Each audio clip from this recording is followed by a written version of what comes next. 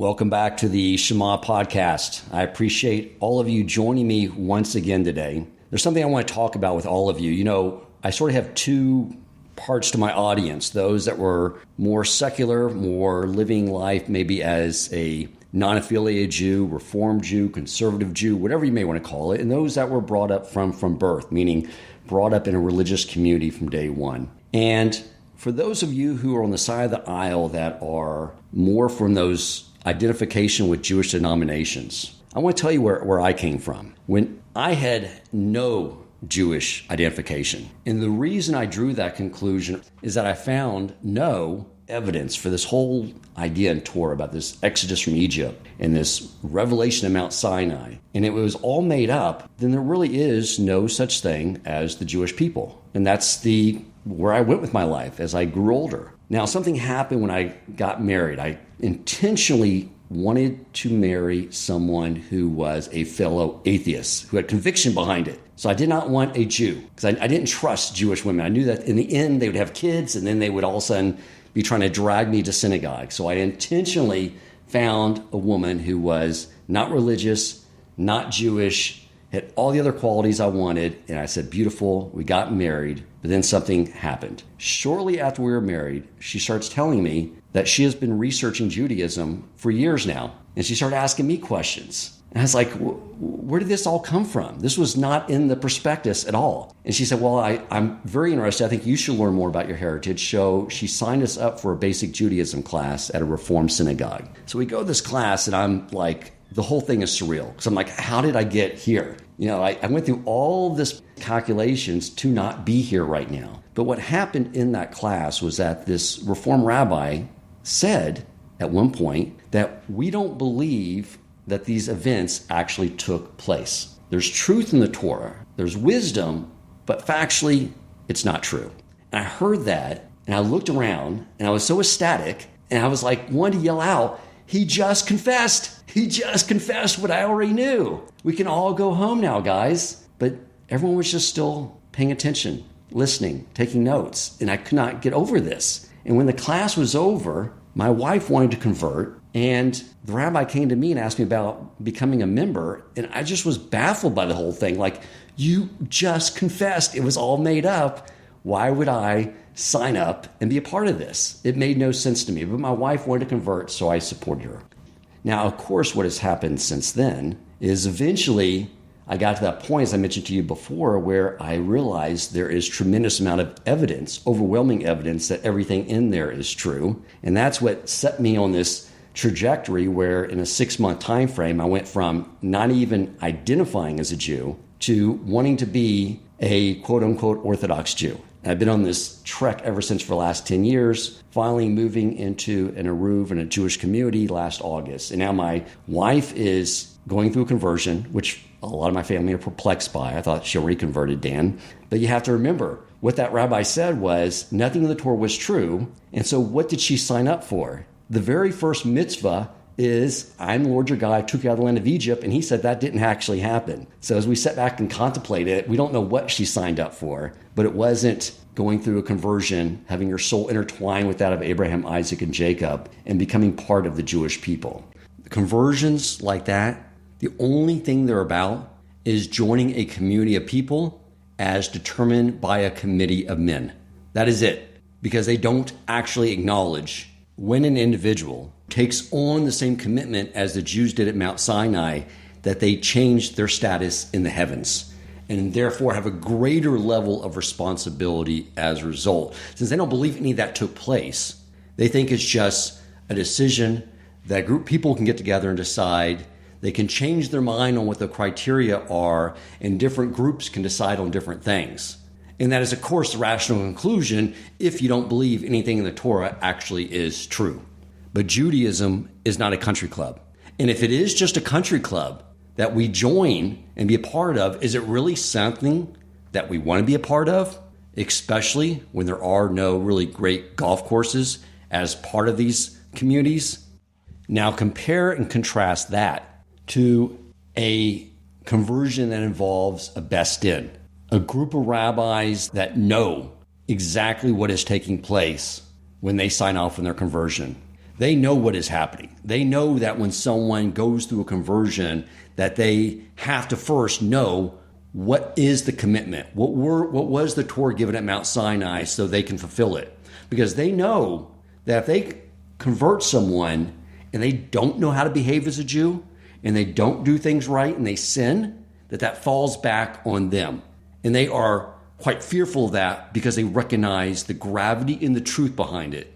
And that is a significant difference.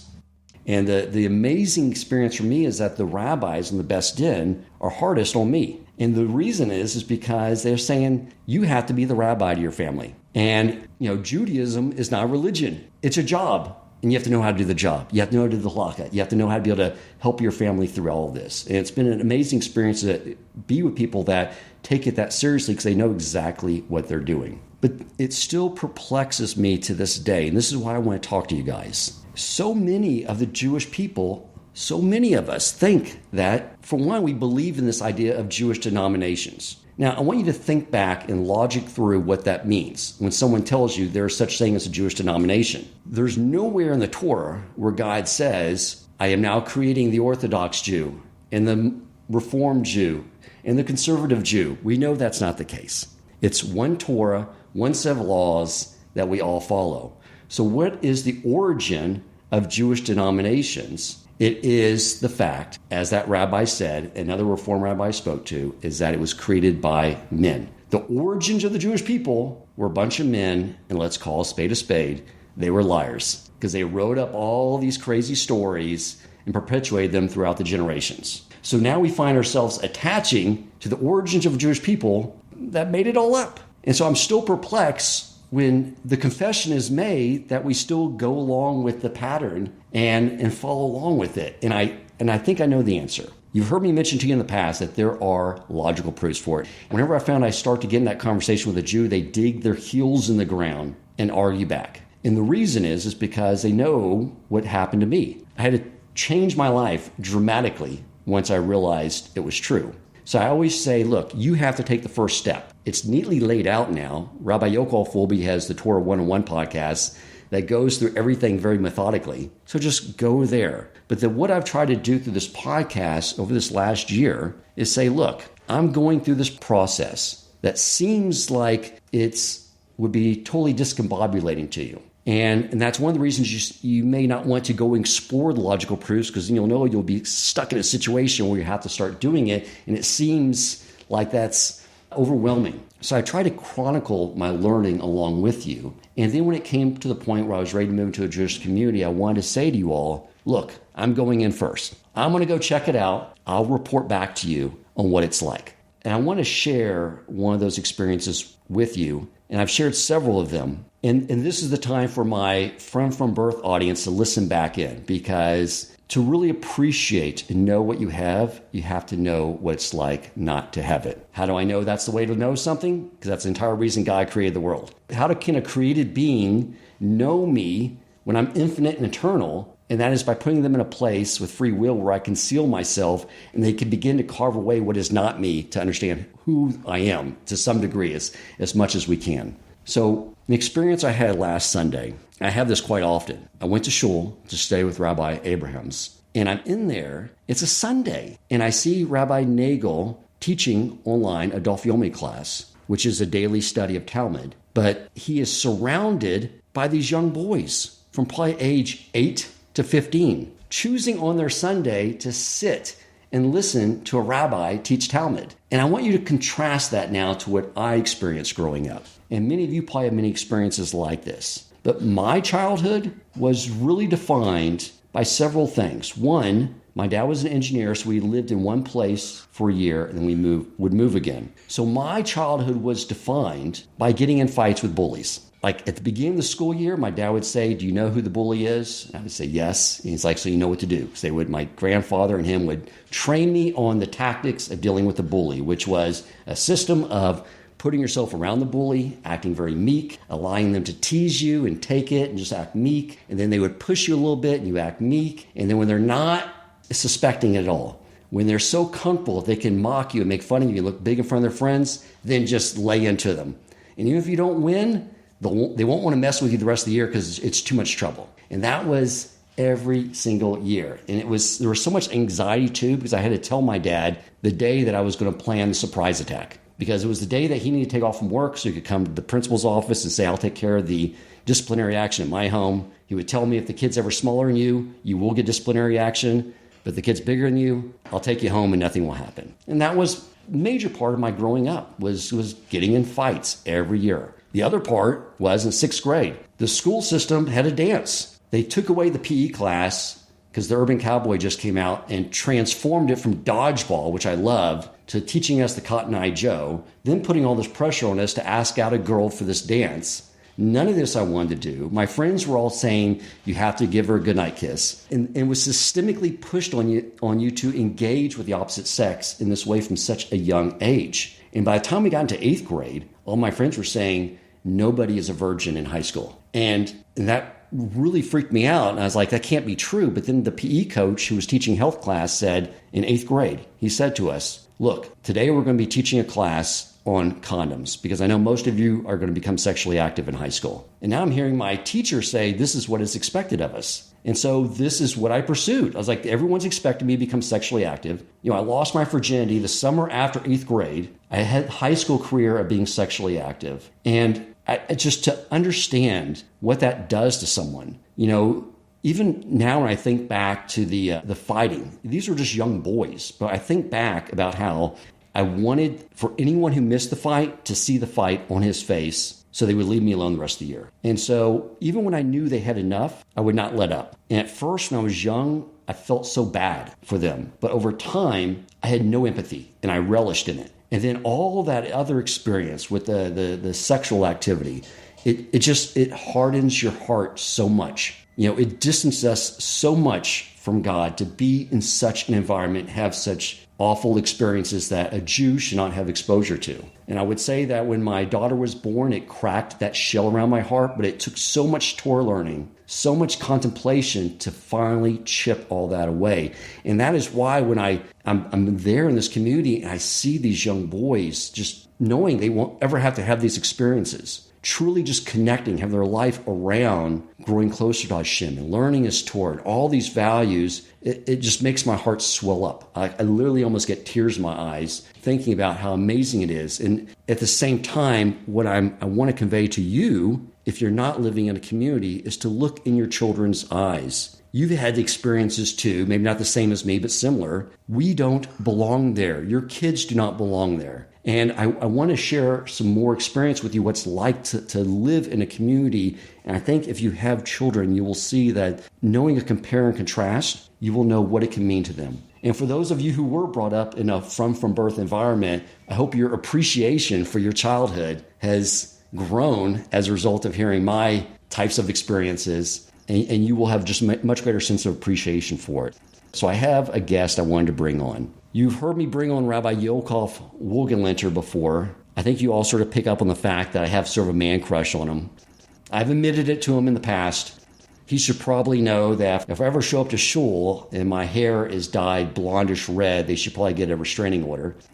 One day we were in shul and I heard this man come up and give a lecture on the Torah Parsha. And I was so blown away. I turned Rabbi Ahron Wohlgelernter. I was like, who is that man? He's like, that's Rabbi Ahron Wohlgelenter's dad. I was like, oh, another Wohlgelernter. Well, I have another Wohlgelernter to bring on. Ahron Wohlgelernter, who hosts the Think Torah podcast. Ahron, thank you so much for coming on the show. Well, it's such an honor to be here. Welcome to the Shema Podcast, the podcast for the perplexed, where Torah insights, intertwined through personal stories, as well as interviews with leading Torah scholars, demonstrate the empowering qualities of Torah and mitzvot. For more great Torah learning through Torch, the Torah Outreach Center of Houston, go to torchweb.org. Now to the show. The reason I wanted you on, and the reason I want to get everyone sort of plugged into what you're doing, is what I love about this podcast that you started was, for one, you have these episodes on Around the Shabbos Table with your esteemed father. And just hearing the types of conversations that you typically would have around a Shabbos table, I think gives so much light and clarity to what it's like experiencing Shabbos and having those types of conversations.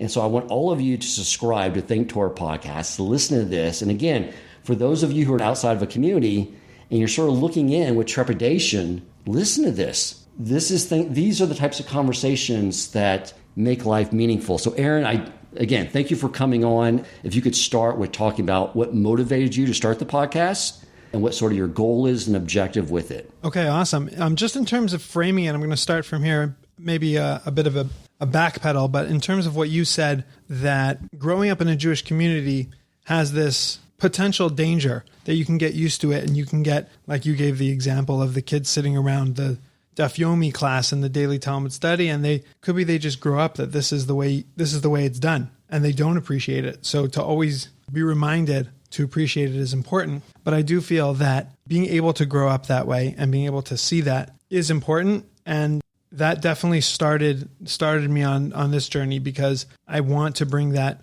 to both a learned audience or a less learned audience, because it's not about where you are intellectually and where you are with the Jewish sources. That's not, I don't necessarily believe that's where the quality of Judaism is. I think it's where the experience is and the appreciation of it. That started me on this journey to try to find my voice and try to find a place where I can bring that out, where I don't have to throw sources at it and get involved in all the laws and all the details, but rather the beauty of it. And that's started me podcasting a while ago, and it took me a while until my dad moved here to Israel down the road, and we really got to express this in a podcast called, like you mentioned, Around the Shabbos Table. And really that's what it is. It's a reflection on the expressions that we've had growing up. So that was how we grew up. And I'll dive into that a little bit. We grew up my dad was an outreach rabbi of a large community in La Jolla, California for 33 years, which is longer than I've been around. So I grew up into this. But growing up, that every Saturday after shul and after the services, we would come home to over 20, sometimes close to 50 people at a meal. And it wasn't another sermon where my dad would just get up there and say more of the Torah portion and more ideas of the Torah, but it was taking that sermon that he said in the morning and now experiencing it, and now being able to experience with everyone around the table. And it was engaging and it was fun, and people would say over their stories of perhaps how they came to the shul and how they found this community and how they found maybe their story of how they found God and how they understood Judaism. And it was a very experiential event, the Shabbos meal. So it's very important for me. Just the Shabbos meal in and of itself is important to me, as I have children, and I try to express that to them, that it should be a fun place, an enjoyable place, a place that we get to express our excitement for Torah and our excitement for God and for our connection with God. And that's really what we try to do at the table. So if I can capture some of that on a couple microphones, then I've been successful. That's what we're trying to do there on that specific segment, is just trying to bring over some of the beauty. Thank you. It's so true that most people tell me that their first experience with Judaism as an adult was being invited to a Shabbos dinner. And it's just like, it just ignites something in you. I think that makes total sense, that what you're doing is a way of remotely, sort of bringing that to other Jews is fantastic. If you haven't experienced yet a Shabbat meal or a Shabbos meal, then it's definitely something that should be on your bucket list, because again, not for the things we can force you to do and all the laws that we can, that's not the point. The point is the beauty, and you can experience and taste some of that beauty of Shabbos. Give the audience an idea of some of the conversations, the topical conversations that you and your father have had on that series. So we've done a few interviews where we try to frame it in that way as well. But some of my favorite, I'll get into interviews in a moment. One of my favorite conversations was one we just had recently. And the premise was, what can life teach us just from living? What are the lessons and things that you get from simply living, not walking around with a book and not studying and applying, but just living? And my dad said he had an amazing, sort of parable into life through being a pulpit rabbi. He always gave out lollipops after the services on Saturday, and he would give out lollipops to all the kids. And he understood, like, there's different types of children, what color lollipop they get and how they react when they don't get the color they want. And then when they go back to their parents and the father who comes and says, hey, I want, my kid deserves this color lollipop. And the father who comes back later and perhaps even switches it out when the rabbi's not looking, to another lollipop. And he had this whole elaborate system of the lollipop people. But when you look at it, there was really a truth to almost like a personality system, but a truth to life that some people accept it and they're humble enough to accept what they get. Some people, try to be more on top of it and try to get what they need. And some people will even steal. And it's just interesting to see. But that was just from that viewpoint of giving out lollipops. He was able to do that. That was a fun conversation. I added some to that on around the Shabbos table. But what I think it does on a more like meta level is it allows people to realize that at your Shabbos table, and perhaps in a lot of conversations you have, it doesn't only have to be around on the Shabbos table, but a lot of conversations when we meet people and we just want to, we want to connect to them. So we ask, where are you from? What do you do? What kind of car do you drive? Maybe in Israel, how much do you make? Depends where you are, but that's what we automatically do. But if we can infuse those conversations with meaning and infuse those conversations with a higher purpose, maybe a level, but it doesn't have to be necessarily at like, I sit down and just teach you a law the first time I meet you. Oh, here's a law from the Shulchan Aruch, and here's a law from the Code of Jewish Law. Like, this is good conversation, my man. It doesn't always have to be like that. There's a place in between where you can infuse conversation with meaningful content. So if we can give that over a little bit, that's something that's very enjoyable to me. By having this conversation about lollipops, it's teaching people that when you sit down to have a conversation, all you have to do is talk about lollipops. But if you up the notch, you just turn it up a tiny bit, you too can create a meaningful conversation from that. Fantastic. I love it. Now, you also do interview a lot of amazing people. Tell me a little bit about some of the people you've brought on, how you go about selecting your guests, and what some of the messaging is that they deliver to give people a little glimpse and taste and teaser, if you will, on what else they can find on your podcast. On our Around the Shabbos Table podcast, we have some beautiful guests as well, where we try to bring that, again, these same messages of just talking. And we had happened to be my uncle who came to us for Shabbos, so we got to record with him I think that one was right after on Saturday night, and we sat down for a cup of coffee and we got to record. And he had a fascinating story. You can obviously listen to the episode, but in a nutshell, he was a rabbi for from birth boys who made their way to Israel during more troubling times of their lives. And he was able to not only successfully turn them on to the meaning of Judaism and to the beauty of Judaism, but he also connected them to some of the Torah leaders in Israel. And he was able to bring them not just back to a stable place, but he actually propelled them way forward. And he was able to do that through connecting them. So he himself, my uncle, Rabbi Yeshua Liff, wrote a book where the premise of the book was what he learned from spending time with some of the biggest Torah leaders in Israel.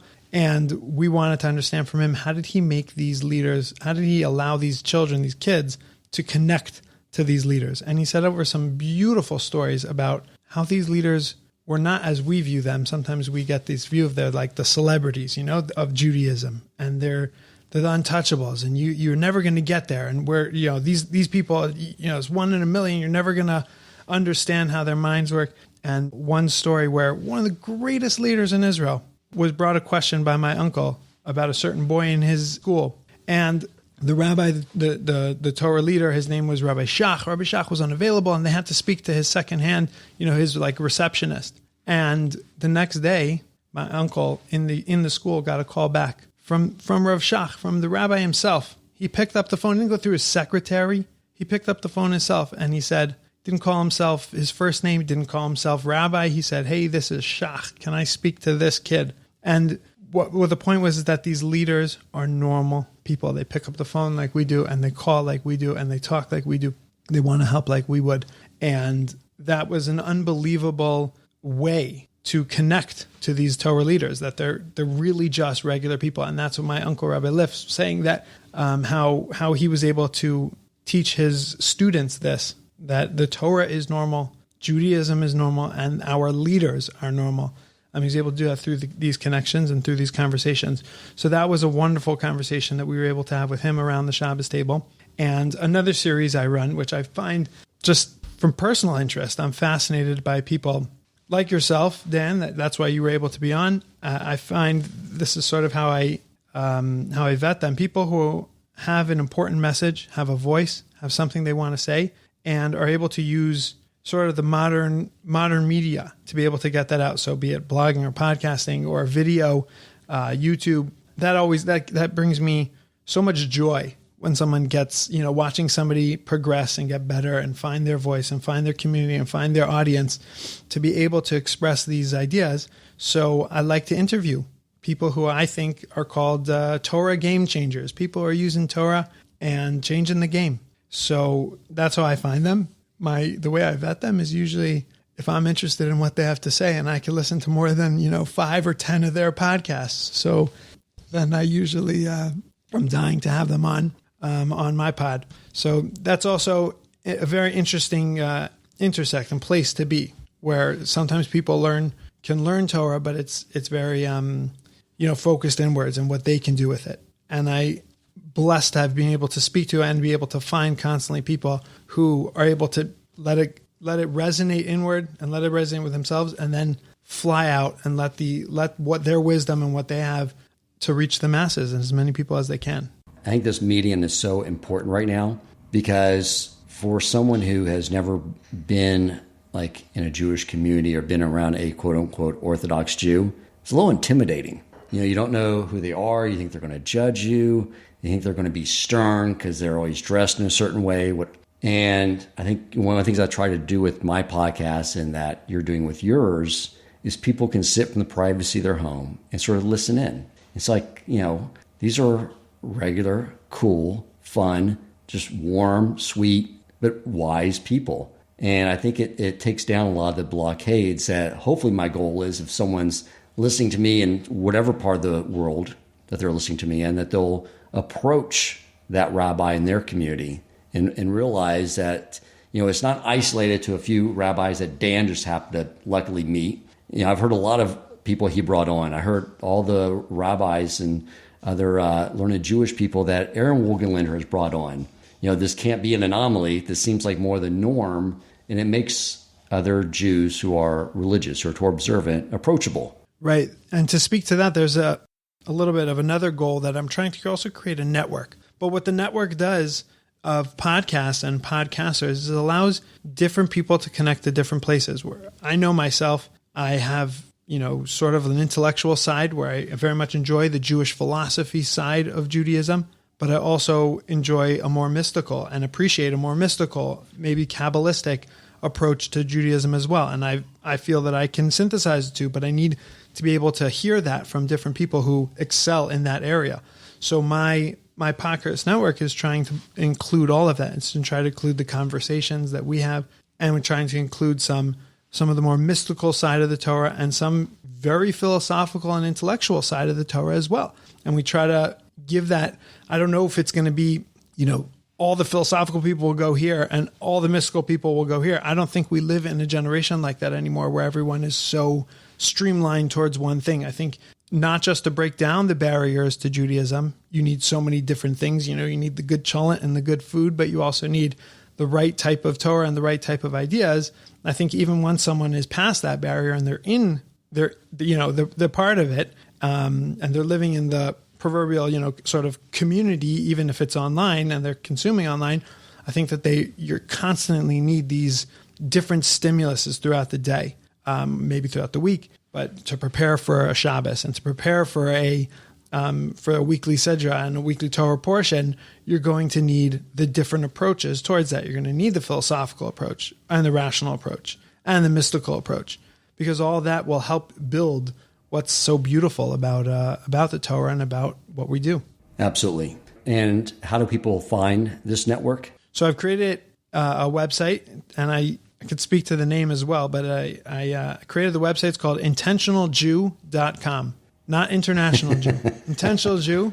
Intentionaljew.com. And Intentional Jew has all the shows that we host on the network, and they're all right there.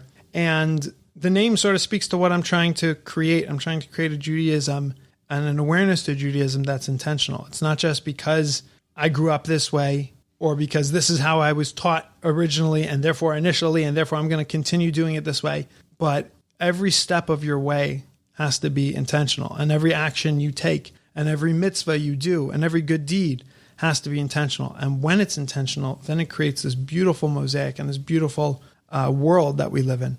But when it's just haphazard and a little bit of here and a little bit of there, and it's not creating anything big and it's not intentionally being done, so then that's where the problems arise. So that's what I'm trying to do, and that's why I thought the name fit well. So it's the Intentional Jew Podcast Network. I think that's so important. We are creatures of habit. We begin to do things on autopilot and lose meaning in what we're doing. What I've experienced since I moved into a community is I've become very comfortable being in a constant state of uncomfortableness, because I'm constantly learning. I have not been going to shul to do shacharis with the minyan since I moved here. It's been very infrequent just because of my work schedule.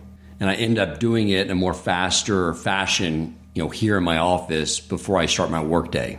But I was like, okay, I need to start going on Sunday. So I go this morning and, I did not know what was going on. Once again, I'm in flux. I don't know how the service goes. But I have young boys come up to me and tell me, he's like, you're right here, right now.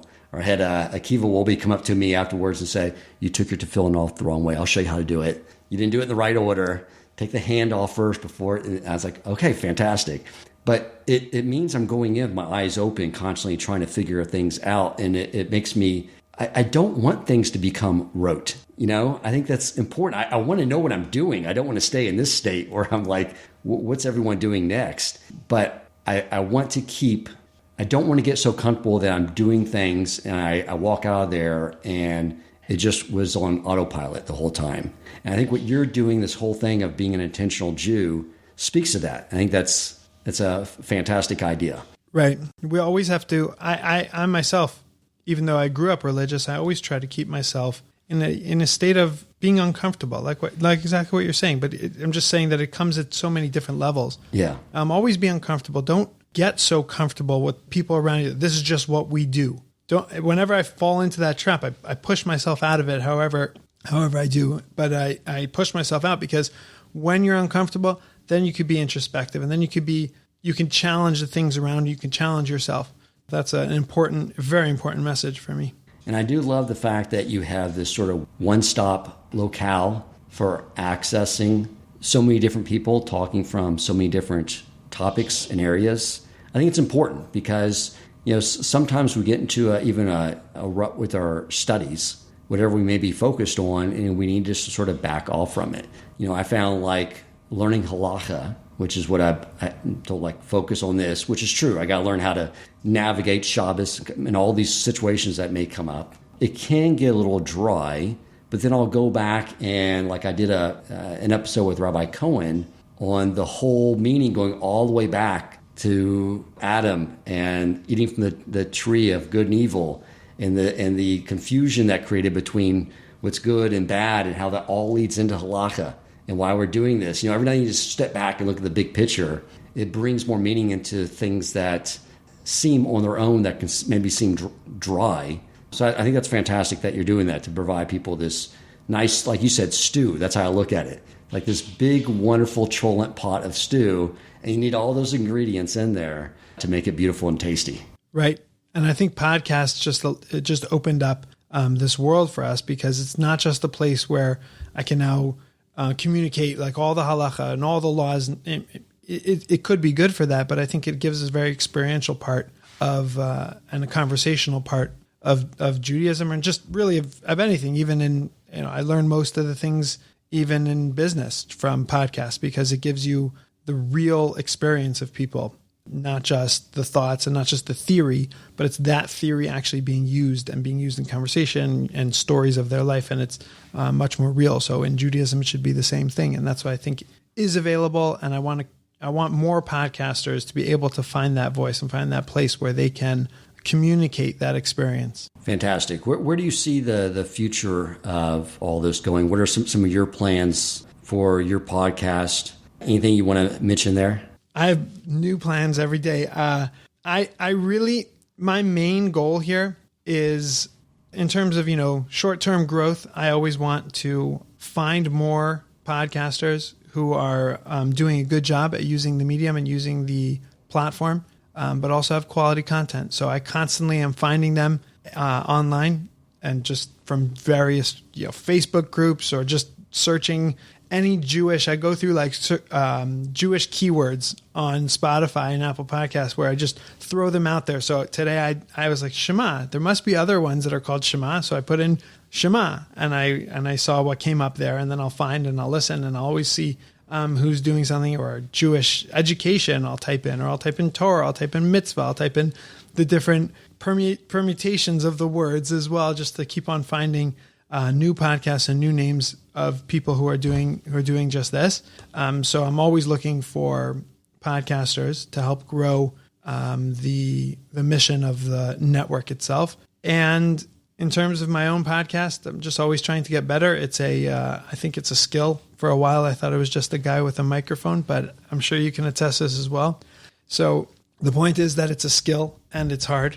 And to be able to run conversations and to actually get somewhere, it's easy. It's easier to create entertainment, but it's harder to make that entertainment meaningful. And when I have that value with all of the work that I do, so it's an extra level of challenge, and I take it on because I think it's awesome. I think it's beautiful and important.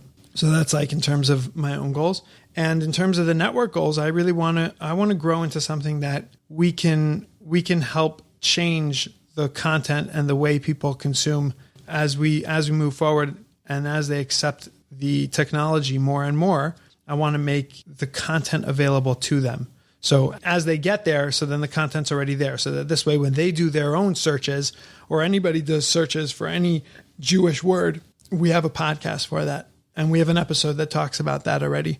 And it wasn't from yesterday. We've been doing this for years, and it's already up and it's already there. And just to flood the search engine with Torah ideas, that's a goal of mine. Fantastic. Are you going to have like a Netflix algorithm that says, since you liked this episode, you might like this one? If I have someone to sponsor that, I have someone to invest in that, then yeah, I would go for that. Well, it's interesting. I joke. I don't think I would, because what Netflix and YouTube does in essence is they control the content. And I always speak about this. I don't want to control the content.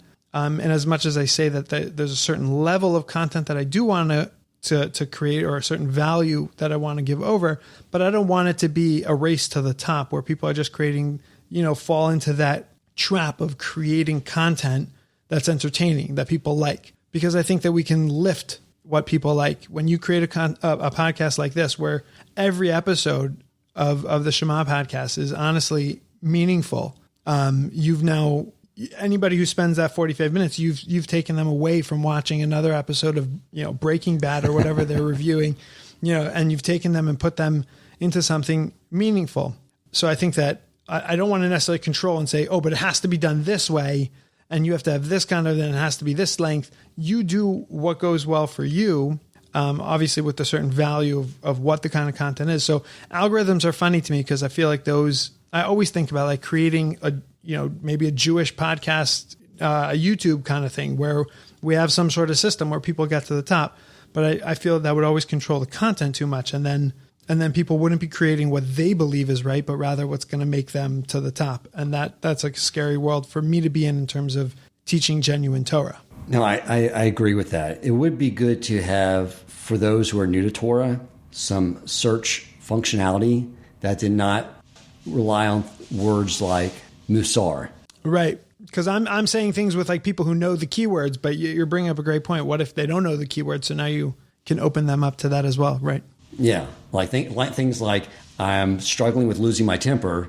That would lead to them going to a Musar podcast on those things. I think that would be an amazing idea. If anyone's listening and wants the amazing mitzvah of helping to get something like that started, they know where to find us. Right. Totally. And if anybody listening wants to be found, and wants help to start a podcast and to find their voice, it's something I'm very passionate about, and I would love to help as well. Fantastic. Anything else you would like to share with our listening audience, Ahron? I got nothing new, but I do think it's just to review that idea is that Judaism is beautiful, and I like to sing with my children. They put some words to a traditional, I think it's even of Chabad Hasidus song, and the words it's Yiddish, so it's a little hard one, but it's geschmack to be a Jew, and geschmack means there's really no translation for it, but the way I would translate it is it's wonderful, it's beautiful, it's amazing. It's hard to limit it into one word, but that's what I sing to my children. That's what I sing with them as they're dancing on top of their, screaming it on top of their lungs and standing on the tables. And because it's wonderful. It's a beautiful place to be, and it adds meaning and just a beautiful connection to Hashem is what we can get from it. So it is Geschmack. If you would learn one Yiddish word today, then Geschmack is definitely the word. It's Geschmack to be a Jew. And that's my message, that it's a beautiful thing we do. That's awesome. I started off this episode talking about how people should to get them a look of what's like, raising a family in a community. And that was one of the first things was Geschmack to be a Yid on Simchas Torah, where you had all these kids just ecstatic dancing around with the Torah scroll, yelling at the top of their lungs, I think for 24 hours straight. And they're right. That's all I was just blown away. It's like, you're right. It is Geschmack to be a Yid. So thank you so much, Ahron Wohlgelernter. I appreciate it. Again, check out his podcasts, Think Torah. You can find all the podcasts that I do on Intentional Jew, just like that, intentionaljew.com.